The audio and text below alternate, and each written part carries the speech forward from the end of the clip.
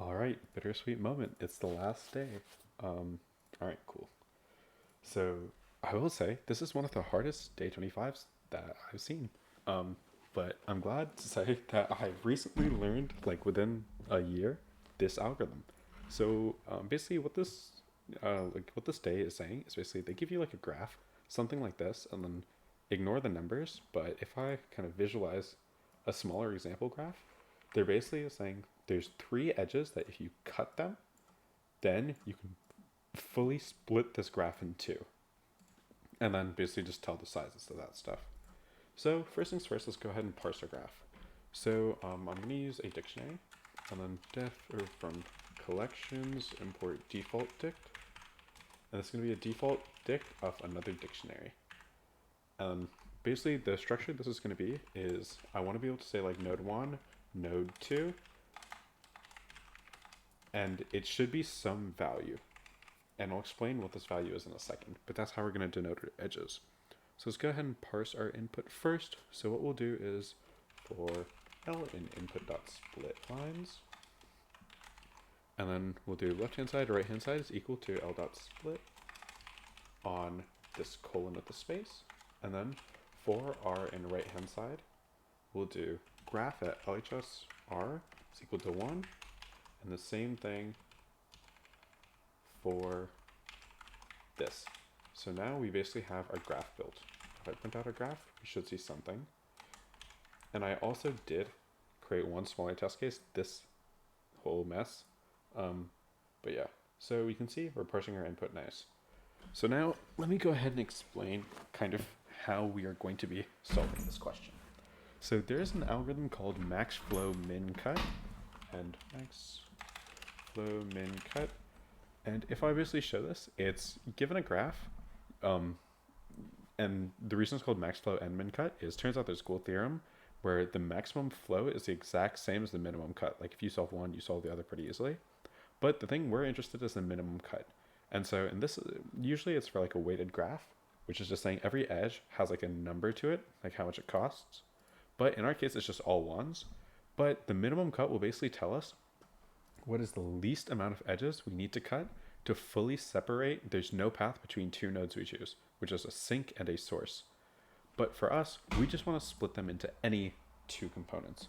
So the way we can do this, and what most people did, is you basically choose some random node, choose that as your source, and then choose some other node and choose that as your sink. And then just keep trying it until you find like two different nodes that can get fully separated by just three edges. So a little bit more theory to explain kind of how we're going to be doing this. First of all, we are doing Ford Fulkerson.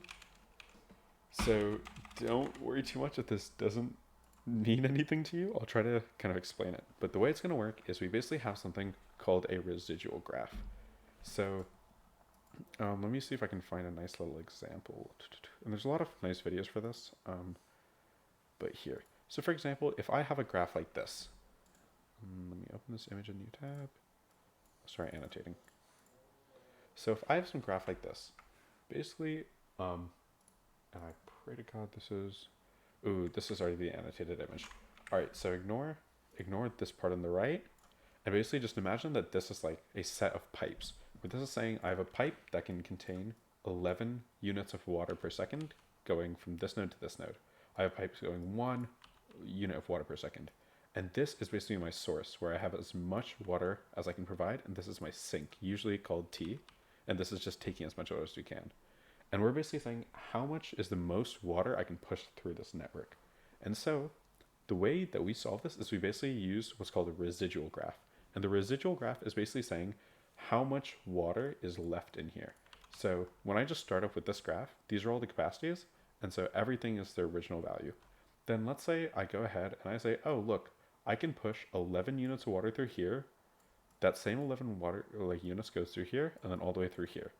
Then this, we take away 11 from whatever's the capacity, and we basically say, okay, so now this has, in the residual graph, this has 0 remaining fluid I can push in here. This has 1 remaining fluid I can push in here. This has 8 remaining fluids I can push in here, like units.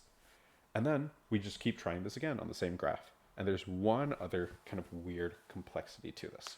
So To handle, so there's kind of two things. One, notice how this is a directed graph, meaning we have our arrows. In our code, we have an undirected graph. So all we do is we basically just create one edge going forward, one edge going back. But so now the problem is, what happens if I kind of like greedily fill something up and then it turns out, oh, for example, I could have gone like a better way. And let me find a better example to show this. Or let me just see if I can find one of the pages I usually use. So this is not showing it. Cool. Basically, the thing I'm going to try to find to show is a back edge, which is whenever we kind of start filling up our graph, maybe we realized, oh, there's a better way to do it if I like redirect part of my fluid. And I don't think this is a good example, so example. All right, let's see if this works. All right, so let's say we had something like this. Then we could, like we have something like this, and then, all right, we'll just continue from this point on. So this notation is basically saying, this is how much we're currently pushing, this is how much we can push. So if I have a graph like this, and I just try to push 2 like this, then I have nowhere else to put it, right? Because this edge is going the other way. The cool thing about a residual graph is we can basically go backwards through an edge. So if I'm going through here, my backwards edge, I can basically say, hey, take away 2.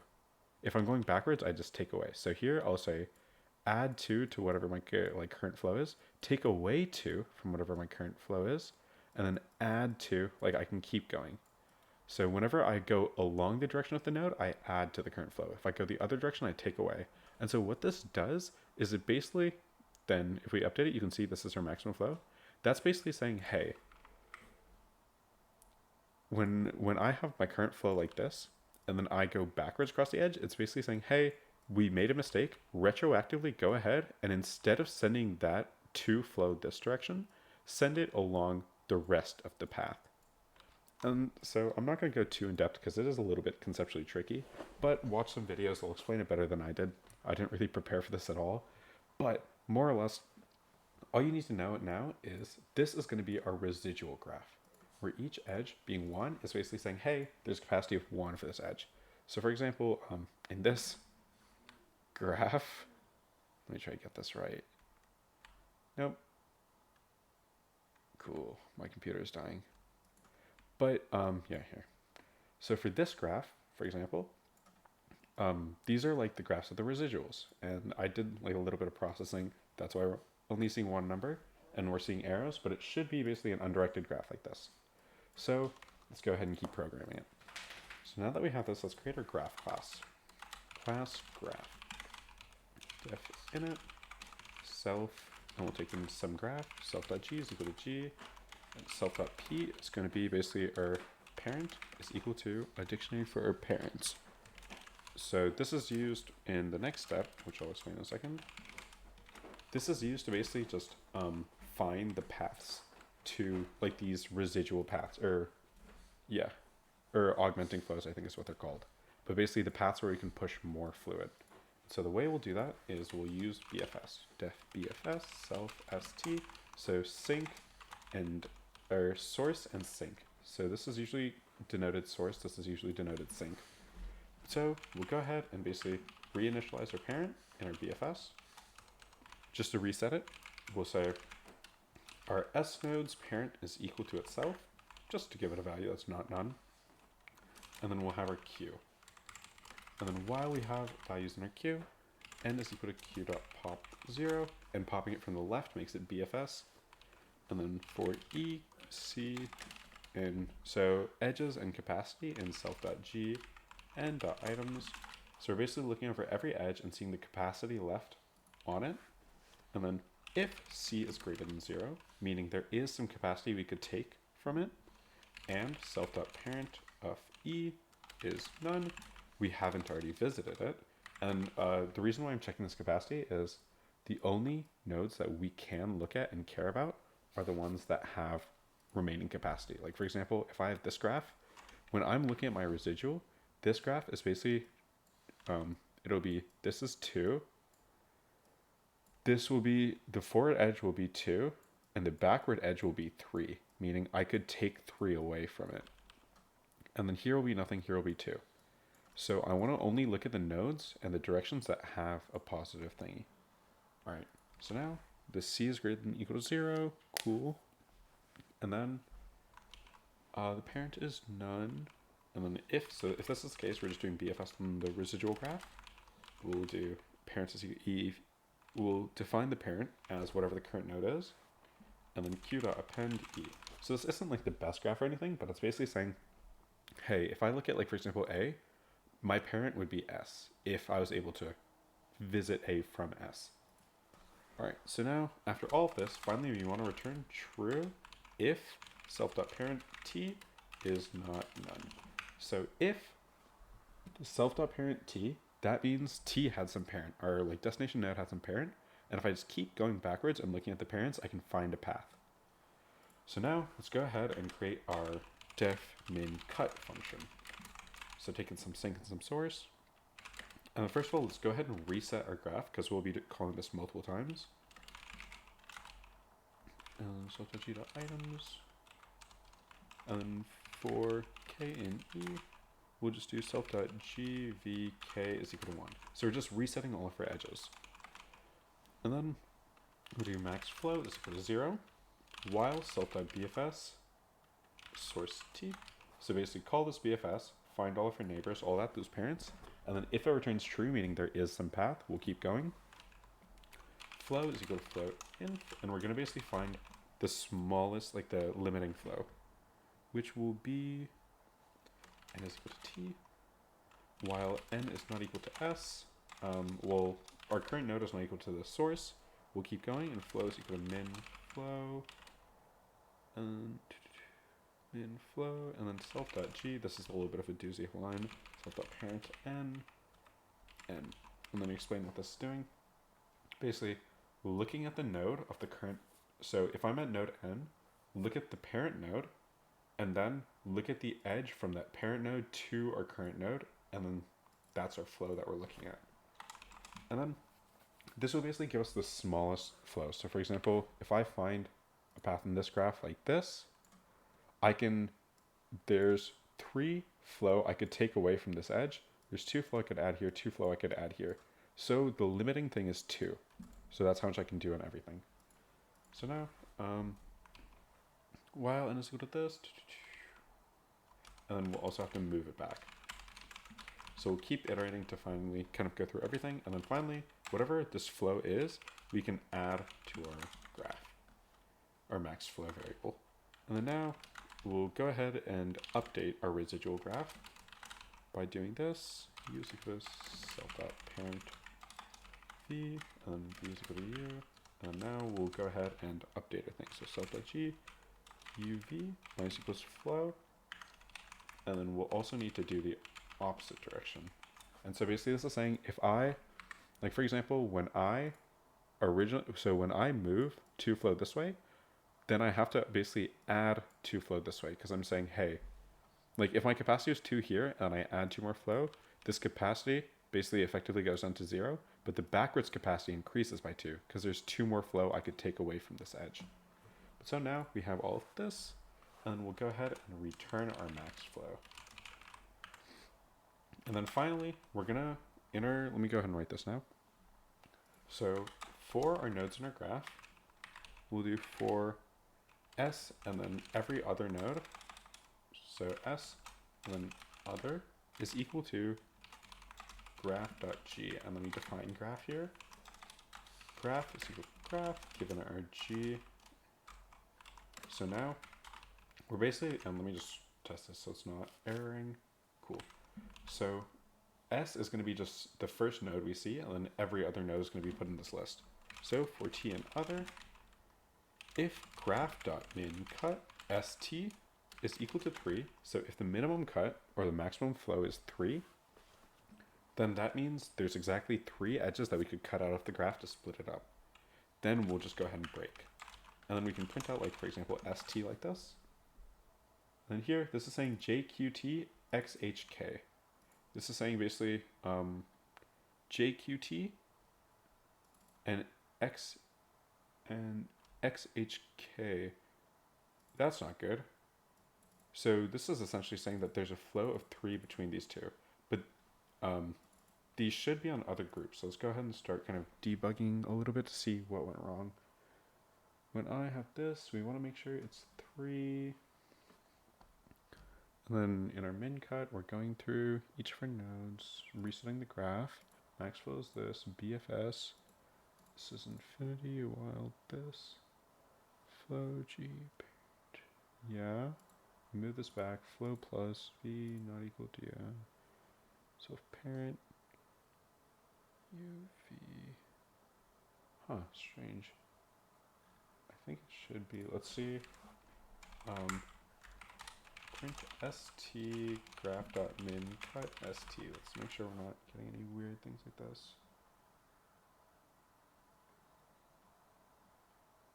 JQXHK. So if I go ahead and let me just print out this graph so I can render it. So what we'll do here is we'll do print LHSR.